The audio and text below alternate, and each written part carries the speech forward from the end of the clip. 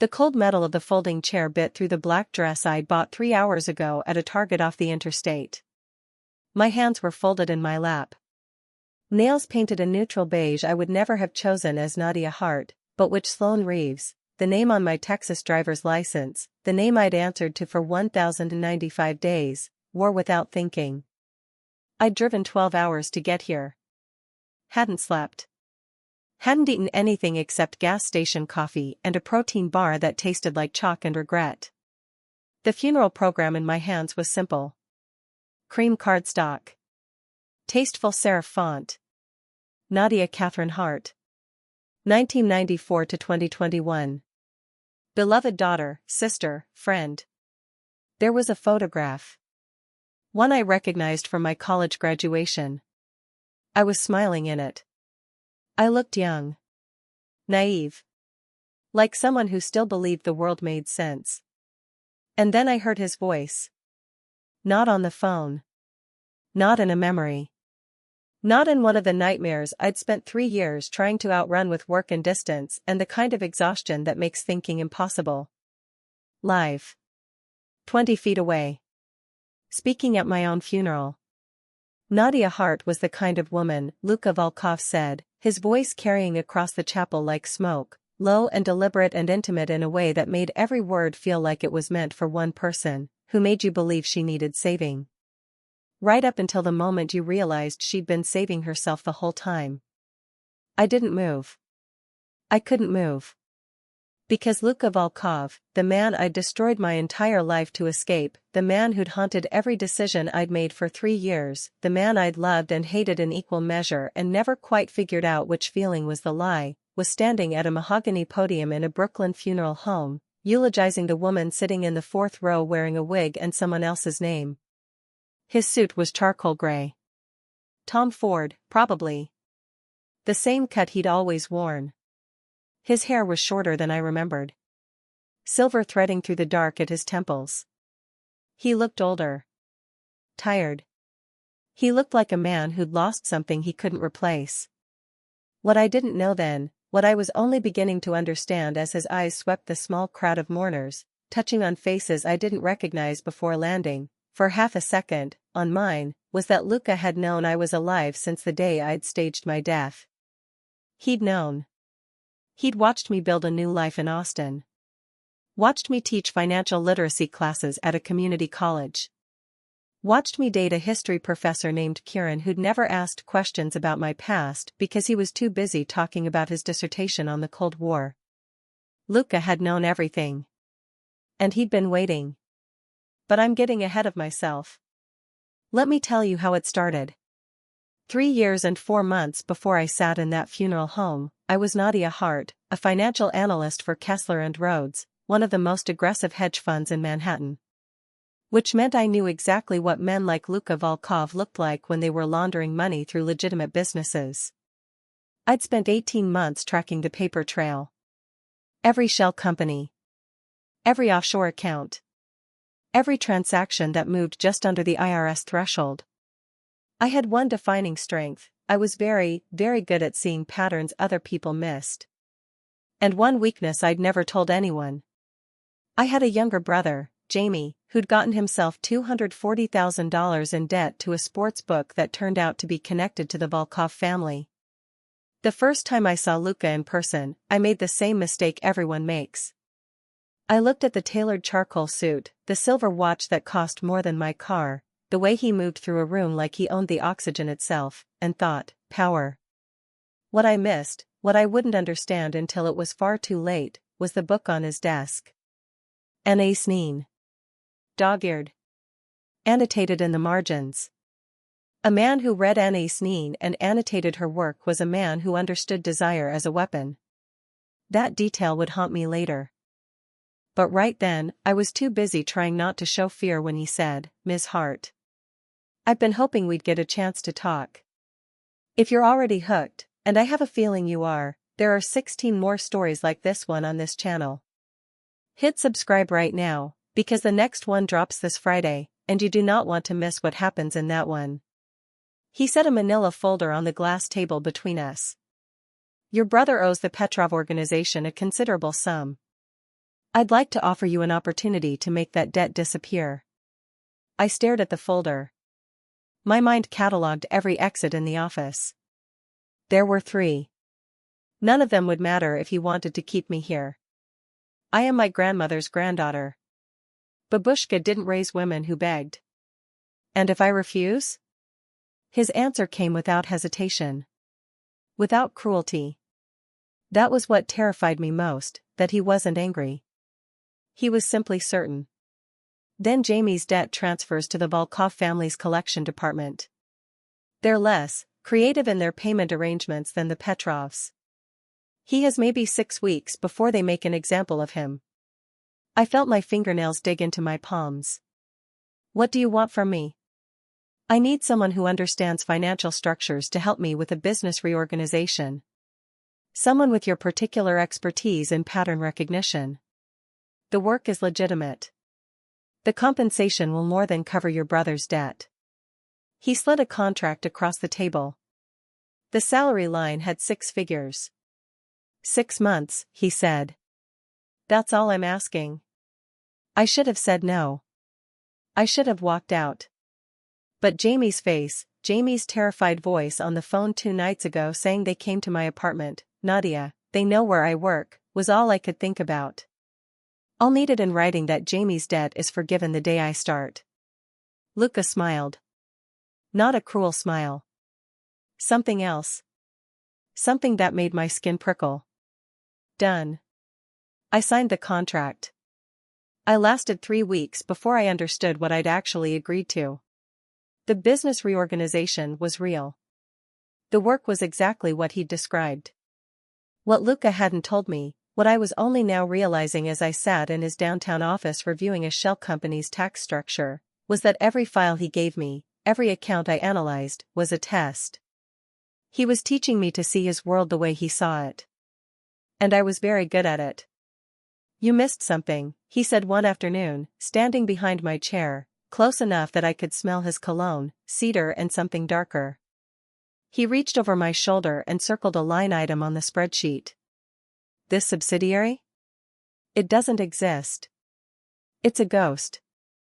The question is, whose ghost? I looked at the numbers again. Followed the trail backwards through 3 holding companies.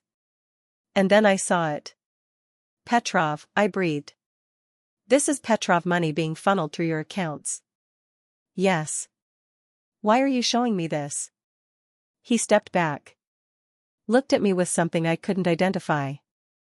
Because you're going to help me destroy them. This wasn't about Jamie's debt. It never had been.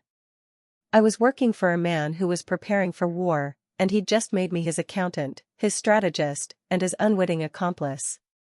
And now I had maybe 6 months to figure out how to survive what was coming. I found the women's restroom on the executive floor. And for exactly 90 seconds, I let myself feel it. My hands shook as I gripped the marble countertop. My reflection looked pale. Bloodless. I pressed my palms flat against the cold stone until the shaking stopped.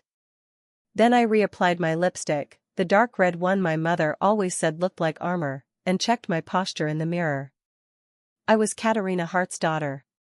And Katerina's women did not break into men's bathrooms. I walked back into Luca's office with my shoulders back and my voice steady. When do we start? Wait, before I continue, I have to ask. Is anyone else holding their breath right now? Completely Team Luca even though we know we shouldn't be? If you're not subscribed yet, now is the time. Because what comes next? I still can't believe it happened to me. Subscribe and stay with me. The power went out during a thunderstorm on a Tuesday in October. Luca's building had backup generators, but his private office ran on a separate system that took 4 minutes to engage. 4 minutes of darkness. Just us. The rain was hammering against floor-to-ceiling windows that overlooked a city I barely recognized anymore. The silence between us felt like static electricity before a lightning strike. I heard him move in the darkness. The soft clink of glass. The whisper of expensive fabric as he crossed the room to the bar cart I knew sat near his desk. Do you drink whiskey, Nadia? It was the first time he'd used my first name without the Ms. barrier between us. Sometimes, I said. The sound of liquid hitting crystal. Once. Twice. He moved toward me. I could track him by sound, by the way the air shifted, by something else I didn't want to name. His hand found mine in the dark. Pressed cold glass into my palm. Our fingers touched. Neither of us pulled away. For maybe 15 seconds, we stood there. His hand is still on mine. The rain is getting louder. The darkness was so complete I couldn't see my own hand in front of my face. But I could feel him. 6 inches away. Close enough that if I'd leaned forward. I didn't lean forward. You're not what I expected, he said quietly. I wanted to ask what he'd expected. But I was afraid the answer would make me understand why he looked at me the way he did during our meetings, like I was a puzzle he was 3 moves from solving. Like I was something he wanted to figure out, not because he needed to, but because he wanted to. What do you read, Nadia? When you're not working? The question surprised me. Why? Because the books people choose tell you who they wish they were. I thought about lying. About naming something safe and forgettable. Instead, I told him the truth. Joan Didion. The Year of Magical Thinking. I've read it 4 times. A book about grief. A book about survival. He was quiet for a long moment. Why Anne Sneen? I asked because I needed to shift the weight of this conversation away from me. Because I needed to say something, anything, to break whatever was building in that darkness between us. Because she understood that power and vulnerability aren't opposites. They're the same thing, turned different directions. That's not an answer. It's the only answer I have. The lights came back on. We were standing 6 inches apart. His hand was no longer touching mine, but I could still feel the ghost of it. His eyes, gray, I'd always thought, but in this light they looked almost silver, met mine. Something passed between us that I didn't have a name for. He stepped back first. Set his untouched glass down on the desk behind him. His expression shifted back to the controlled neutrality he wore like armor. Go home, Nadia. It's late. I left. I didn't ask him why he'd said my name like that, soft, careful, like it meant something he wasn't ready to define. I didn't ask why he'd never touched his whiskey. I didn't ask why my hand was still trembling when I got to the elevator. What I didn't know was that Luca Volkov had been tracking the Petrov family for 7 years. While I was analyzing spreadsheets, he was already 3 steps ahead of a plan I wouldn't understand for another 6 weeks. The Petrovs had killed his younger sister, Irina, when Luca was 23. The official story called it a car accident. Luca had spent 7 years proving it wasn't. And the proof, the evidence he needed to dismantle their entire operation, was buried in the financial records he was having me reconstruct. I was not his analyst. I was his weapon. And I wouldn't find out until the night everything fell apart. I should have known when Marcus Reeves started asking too many questions. Marcus was Luca's head of security, a former Marine, 6'3", sharp gray eyes that catalogued everything, the kind of man who noticed when you changed your coffee order or wore a different perfume. He'd been kind to me from day one. Held doors. Walked me to my car on nights when the work ran late and the parking garage felt too empty. Asked about Jamie, remembered his birthday, and sent a card when my grandmother died. I trusted him the way you trust people who show up quietly and consistently. The way you trust people who don't ask for anything in return. So when Marcus knocked on my apartment door at 11 p.m. on a Friday, still in his work clothes, tie loosened, looking like he'd driven straight from the office without stopping to think about whether this was a good idea, I let him in without hesitation. Nadia. His voice was rough. Urgent. You need to see something before you go back to that office. What happened? He held up a flash drive. I've been compiling this for 2 weeks. I kept telling myself I was wrong. That there had to be another explanation. Marcus, you're scaring me. Good. You should be scared. He moved past me into my living room like he'd been there before, though he hadn't, and plugged the drive into my laptop without asking permission. Security footage. Timestamped and dated. Multiple camera angles of Luca's office from positions I didn't know existed. Where did you get this? I installed the cameras. Luca doesn't know about them. I wanted insurance. In case he ever became someone I couldn't trust. And has he? Marcus looked at me. Really looked at me. Watch. He clicked play. The footage showed Luca in a meeting with two men I didn't recognize. Older. Well-dressed. Russian accents were thick enough that I could barely understand them, even with Marcus turning the volume up. They were talking about me. She's completed the Petrov analysis, one of them asked, lighting a cigarette despite the no smoking sign clearly visible on the wall behind him.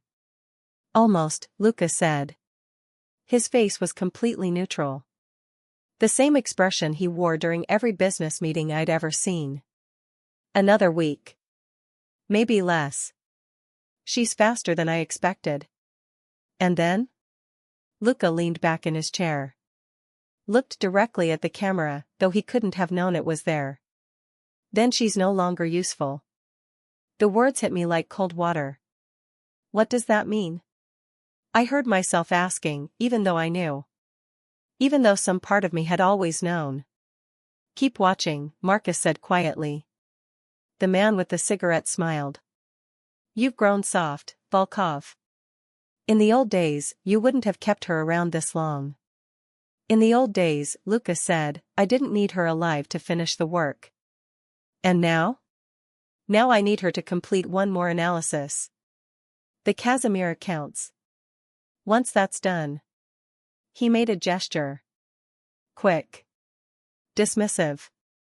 The kind of gesture you make when you're talking about paperwork you need to file, not a person you're planning to dispose of. The video cut off. I couldn't breathe. The room tilted.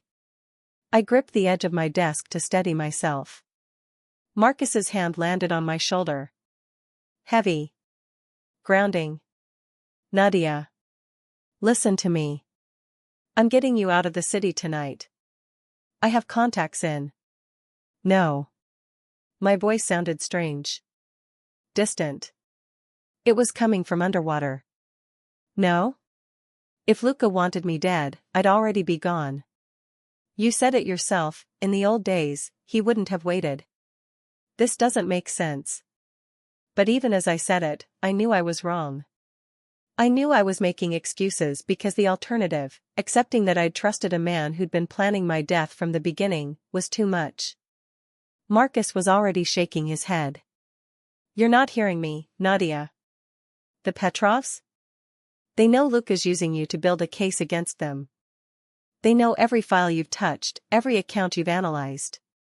They put a price on your head. $50,000 to whoever brings them proof you're dead.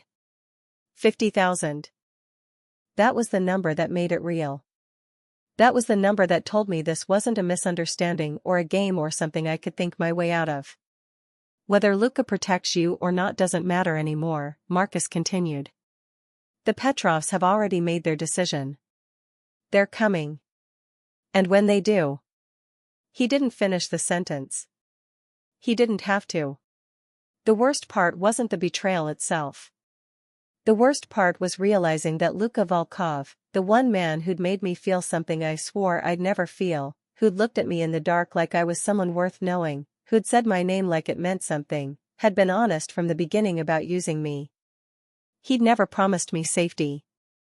He'd never promised me anything. I'd just been stupid enough to believe that the way he looked at me meant he wouldn't kill me when my usefulness ran out.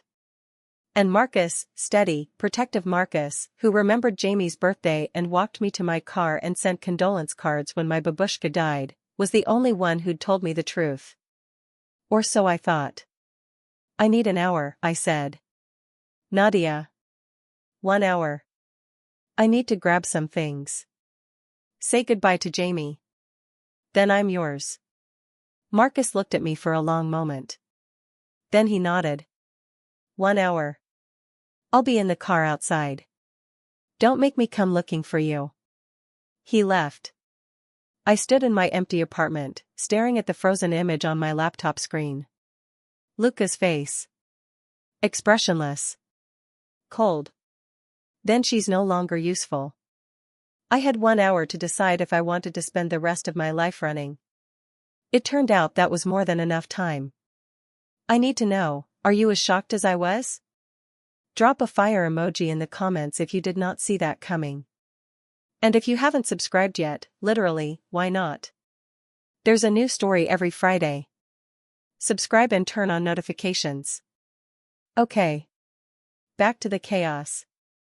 I had maybe 45 seconds to decide. Option A, trust Marcus and run. Option B, go back to Luca and demand the truth. Option C, trust no one and disappear on my own terms. My grandmother's voice in my head. Trust, but verify. And then I did something I can never undo. I opened my laptop and transferred every file I'd been working on, every piece of evidence Luca had compiled against the Petrovs, to an encrypted cloud drive only I could access. Then I looked at Marcus. Get me out of here. Now. I didn't know then that this choice would lead to a burning car on the Palisades Parkway with my driver's license inside it. I didn't know that Marcus worked for both Luca and the Petrovs, playing them against each other. I didn't know that 3 years later, I'd be sitting in a church in Brooklyn, listening to Luca Volkov give a eulogy for a woman he'd never stopped looking for. I only knew it felt like the first honest thing I'd done since I'd signed that contract. Marcus drove me to a safe house in New Haven. The address was a number I wouldn't remember later. A neighborhood I couldn't have found again if my life depended on it. Somewhere between the highway and the water, in one of those parts of Connecticut that looked like every other part, trees, houses, quiet streets where nothing ever happened. The safe house was a townhouse. Beige siding. Black shutters. A rental, probably. The kind of place you could disappear into because there was nothing memorable about it. It was raining. The kind of October storm that turns the whole world gray and makes you feel like you're the only person left alive in it. We sat in the car for maybe 10 minutes before either of us spoke. The rain hammered on the roof. The wipers dragged back and forth, clearing windows that fogged up again immediately. Marcus's hands were on the steering wheel. White-knuckled. Like he was holding on to something that might fly apart if he let go. Why are you helping me? I asked. The question hung in the air between us. He was quiet for so long, I thought he wouldn't answer. I watched him in profile. The hard line of his jaw. The scar that ran from his left ear down to his collar, something from Afghanistan, I'd heard once, though he'd never talked about it. The way his eyes tracked movement outside, even though there was no one there. Then. Luca Volkov is a lot of things. His voice was rough. Like he'd been smoking, though I'd never seen him touch a cigarette. A criminal. A killer. A man who's made enemies out of everyone who ever got close to him. A man who'd burn down the world if it meant avenging his sister. A man who doesn't forgive and doesn't forget and doesn't stop. He turned to look at me. But he's not what you think he is. I stared at him. That video was taken out of context.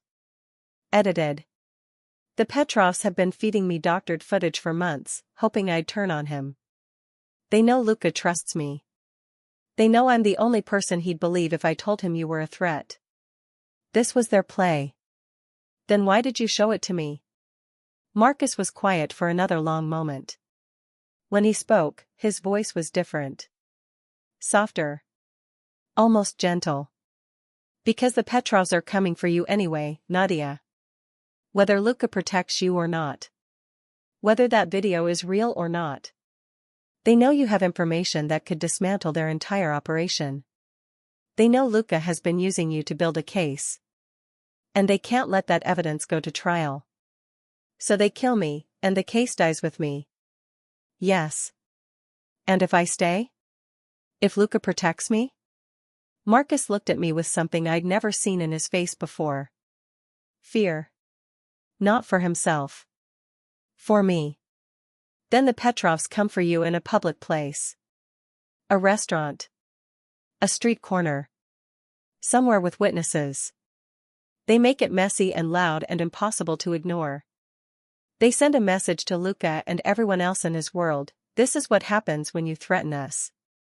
So if I stay, I die. If I run with you, I die. Yes. Then what's the third option? You disappear so completely that both sides think you're already gone. The Petrovs think they won. Luca thinks he lost. And you get to live. I looked out the window at the rain. You're saying I need to fake my death? Yes. And you'll help me? I'll do more than help you. I'll make it real enough that no one will ever question it. I'll handle the body, the evidence, the police reports. I'll walk into Luca's office and tell him I failed to save you. And I'll watch him break. His voice cracked on the last word. Why? I asked. Why would you do that to him? Because Luca made me promise him something 7 years ago, the night his sister died. He made me promise that if I ever had a choice between saving someone innocent and protecting him, I'd choose the innocent person. Every time. No exceptions. Marcus's eyes were wet. You're the first time I've had to keep that promise. For a moment, Marcus wasn't the head of security for a crime family. He wasn't the former Marine who'd killed men in 3 different countries. He wasn't the calculating strategist who'd spent months building an escape plan for a woman he barely knew. He was just a man who'd seen too much death and was trying to prevent one more. A man who was choosing me over his best friend because that's what his best friend had asked him to do. And that terrified me more than all the rest of it combined. Because I understood him. Because understanding him meant accepting that Luca Volkov, the man I'd spent 6 months believing was planning my death, had been planning my survival all along. And understanding that meant everything I thought I knew was wrong. Marcus helped me stage the accident. It took 3 days to plan. 3 days of learning how to die convincingly enough that even the people looking for me would believe it. We chose the Palisades Parkway because it was scenic and winding and had the kind of curves that made accidents look inevitable. Because there was a specific guardrail at mile marker 47 that had been hit twice before in the last 5 years. Because the drop was steep enough to make survival unlikely, and fire damage was extensive. Marcus had contacts. People who asked fewer questions than they should have. A body, the Jane Doe I'd never be able to stop thinking about, that matched my approximate height and build. Dental records that wouldn't withstand serious scrutiny but would pass a cursory examination. My driver's license. My purse. My phone, logged into my accounts, is showing my last text message to Jamie: love you. Talk tomorrow. The car was a rental. Paid for with cash from an ATM in New Haven. Driven to the parkway at 2 a.m. on a Tuesday when traffic was minimal, and witnesses were unlikely. Marcus handled the accelerant. The trajectory. The physics of making it look like I'd lost control on a wet road and overcorrected. I stood on the shoulder half a mile away and watched the flames. Orange. Then red. Then a white-hot center that made the metal scream. Marcus's hand was on my shoulder. We need to go. I couldn't stop watching. Nadia. She had a name, I said. The woman in that car. She had a name before this. I know. What was it? Does it matter? It did. It mattered more than anything. But I didn't have the words to explain why. We left before the fire trucks arrived. Before the state police cordoned off the scene. Before someone found the wreckage and started making the phone calls that would end with Jamie identifying my remains based on a necklace I'd been wearing since I was 16. What I didn't know, what Marcus never told me until it was too late, until I was already in Austin with a new name and a new life and no way to undo what I'd done, was that he'd told Luca the truth. Not the Petrovs. Not the police. Not Jamie, who'd sobbed over a closed casket and blamed himself for my death for reasons I still didn't fully understand. Luca. Marcus walked into Luca's office 3 hours after my death, while the body was still burning, while the police were still processing the scene, while I was in the back of a van heading south with everything I owned in a duffel bag, and said, "She's alive. I helped her disappear. And if you go looking for her, the Petrovs will find her first. So you're going to let her go?" And Luca, the man who'd built an empire on never accepting defeat, who'd spent 7 years plotting revenge for his sister, who didn't know how to stop once he'd started something, had said one word. "Where?" Marcus lied. Sent him looking in Seattle while I settled in Austin under a new name. But Luca didn't look in Seattle. He looked everywhere else. Every city Marcus didn't mention. Every place I'd ever said I wanted to visit in casual conversation over the 6 months we'd worked together. Every book I'd read that was set somewhere far from New York. Every college I'd applied to before ending up at NYU. Every place my grandmother had come from before immigrating to Brooklyn in 1987. He compiled a list. Methodically. Obsessively. And then he hired people to watch those places. Not to bring me back. Not to threaten me. Just to watch. To make sure I was safe. To make sure the Petrovs never found what he'd lost. He'd known the whole time. He'd been letting me think I was free while he watched from a distance, protecting me from threats I didn't know existed, waiting for the day I'd be safe enough to come back. And that day, apparently, was my funeral. The funeral he'd planned. The funeral he'd paid for. The funeral where he'd known with absolute certainty, that I'd be sitting in the 4th row in a disguise, unable to resist seeing how my story ended. He'd been playing a 3-year game of chess. And I'd just walked into checkmate. I want to stop here for a second. Because if you've made it this far, you're not just a casual listener, you're my kind of person. Subscribe to this channel. Genuinely. I post every Friday, and every single story is built to destroy your sleep schedule in the best way. Now, where was I? Right.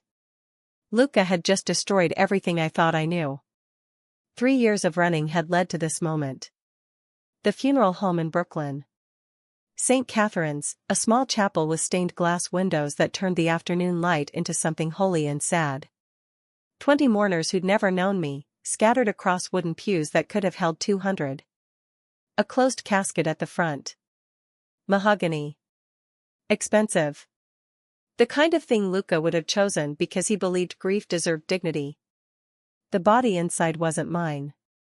It was Jane Doe that Marcus had arranged through contacts I didn't want to know about. A woman without family, without anyone to miss her. Marcus had handled the details. The dental records that wouldn't match.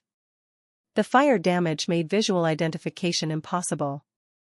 The carefully placed evidence.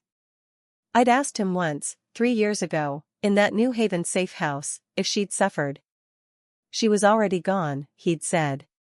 Overdose. I gave her a name and a burial she wouldn't have had otherwise. It hadn't made me feel better. And now I was sitting in the 4th row of her funeral, wearing a black dress I'd bought at a Target 3 hours ago and a wig I'd ordered online.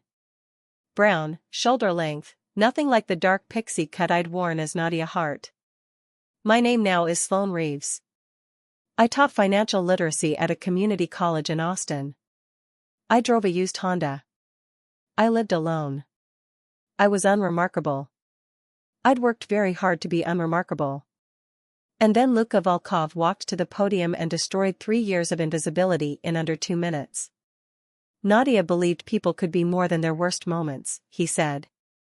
His voice was steady. Controlled. The same voice he'd used in business meetings when he was negotiating deals worth millions. But his hands gripped the edges of the podium like he was holding on to something that might dissolve if he let go. She believed I could be. His eyes swept the small crowd. Touched on faces I didn't recognize. Lingered for half a second on mine. He knew. He'd known I would come. This entire funeral, the announcement in the Times, the service at a chapel in a neighborhood I'd once mentioned liking, the timing that perfectly aligned with my fall break from teaching, had been designed to draw me out. And I'd walked straight into it. She was wrong about that, Luca continued. His voice cracked on the word wrong. Just barely. Just enough that I knew it wasn't an accident. But I'm grateful she believed it anyway. He paused. Looked down at the notes I knew he wasn't reading. Nadia Hart saved my life. Not in the way you save someone by pulling them from a burning building. She saved my life by making me want to deserve the way she looked at me. My throat closed. And I will spend the rest of mine wishing I'd been worth it. He stepped back from the podium. Started to sit down. I had 3 options. Stand up. Reveal myself. Face whatever came next like the woman my grandmother raised me to be. Walk toward him and either destroy him or save him or maybe both. Stay silent. Let him finish. Walk out of this funeral home and disappear again. Go back to being Sloane Reeves. Go back to teaching teenagers about compound interest. Go back to being safe. Or do something so reckless, so completely insane, that it changed the entire game we'd been playing for 3 years. I chose option 3. I stood up. Every head in the chapel turned. I reached up and pulled off the brown wig. Let it drop to the pew beside me. My own dark hair, longer now, but unmistakably mine, fell around my shoulders. And in a voice that carried across that small chapel, the voice my mother had taught me to use when I needed to be heard, the voice that commanded boardrooms and silenced arguments, I said. You're a terrible liar, Luca. I never thought you could be more than your worst moments. I thought you already were. The room went dead silent. 20 pairs of eyes locked onto me. I watched recognition dawn on a few faces. Confusion among others. One woman in the back, older, wearing pearls, actually gasped. But Luca's face. Luca's face showed something I hadn't expected. Not shock. Not anger. Relief. Pure, undisguised relief. Like he'd been holding his breath for 3 years and could finally exhale. I didn't think you'd come, he said quietly. Softly. Like we were the only 2 people in the room. I know, I said. That was the point. You came anyway. I had to see for myself. See what? If you were actually grieving.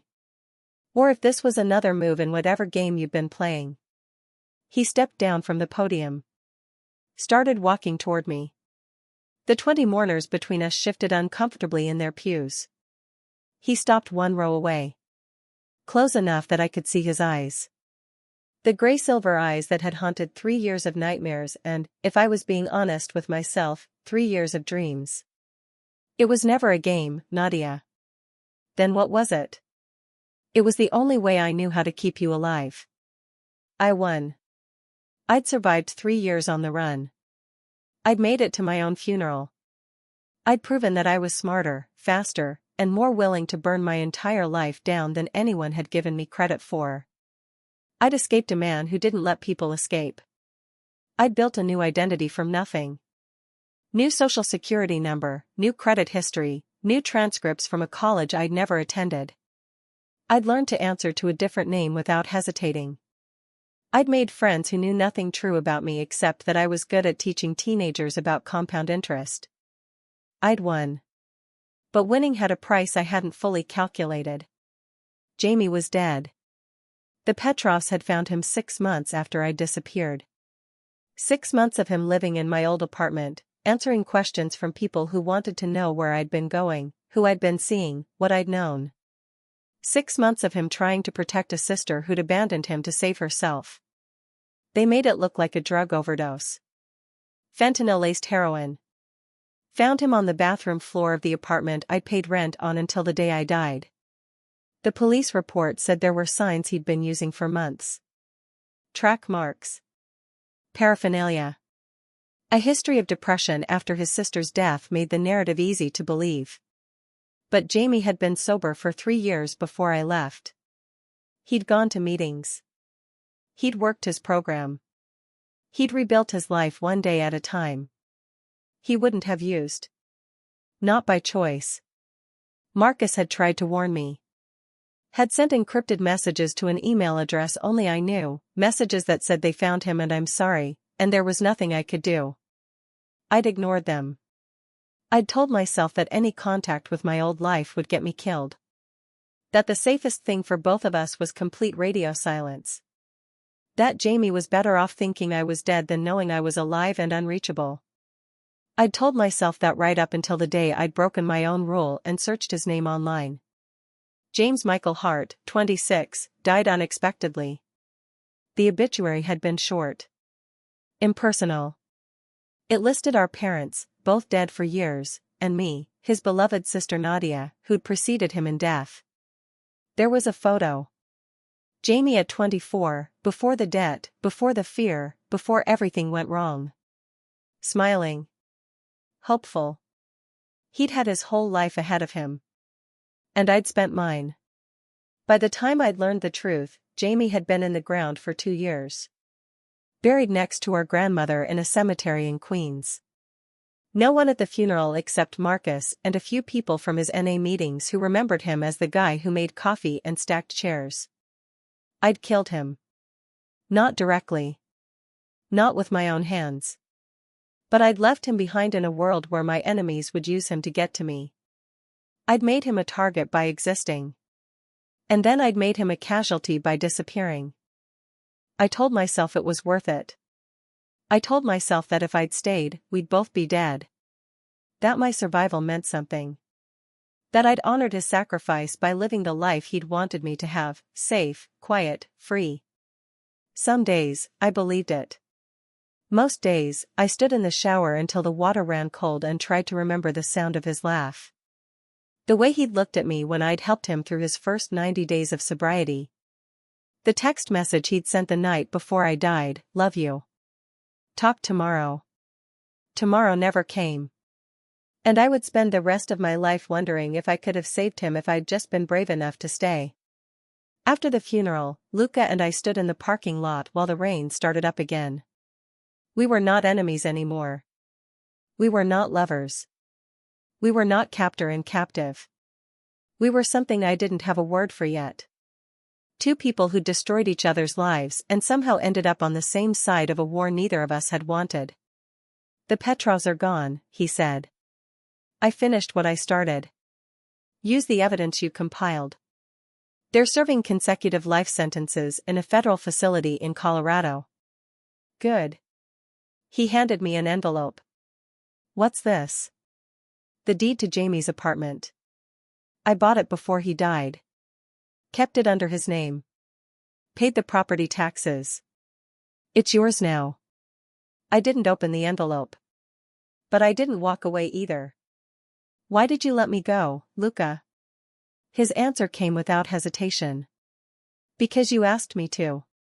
And I'd never been able to deny you anything." We stood there for maybe 3 minutes. Neither of us is speaking. The rain got heavier. Luca opened an umbrella, black, expensive, the kind of thing that cost more than most people's rent. He held it over both of us. For the first time in 3 years, I let myself breathe. Maybe this was it. Maybe the worst was behind me. Maybe I could go back to Austin, back to the life I'd built as Sloan Reeves, back to teaching financial literacy classes at the community college under a name no one would ever connect to Nadia Hart. Maybe I could let this all be over. I almost believed it. That's when my phone lit up. A text from a blocked number. An image I didn't want to understand at first. And then I did. It was a photograph of me. Taken yesterday. Outside my apartment in Austin. The message below it read: 3 years was a good run, Nadia. But you forgot something. Marcus didn't work for us. He worked for your brother. And Jamie left a very detailed insurance policy before he died. One that names you, Luca, and every Petrov associate still breathing. You have 48 hours to come to the address below. Or it goes to the FBI. The signature at the bottom was a name I'd never heard before. But Luca had. I watched his face go pale. "Who is that?" I asked. Someone I thought I'd killed a long time ago. It wasn't over. It had never been close to over. The person who'd started all of this, who'd gotten Jamie killed, who'd put me in Luca's world, who'd orchestrated 3 years of running, wasn't the Petrovs. It was someone who'd been waiting, patient and invisible, for exactly this moment.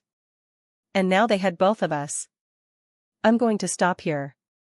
Not because the story is over, but because what comes next is the kind of thing you tell someone when you trust them completely.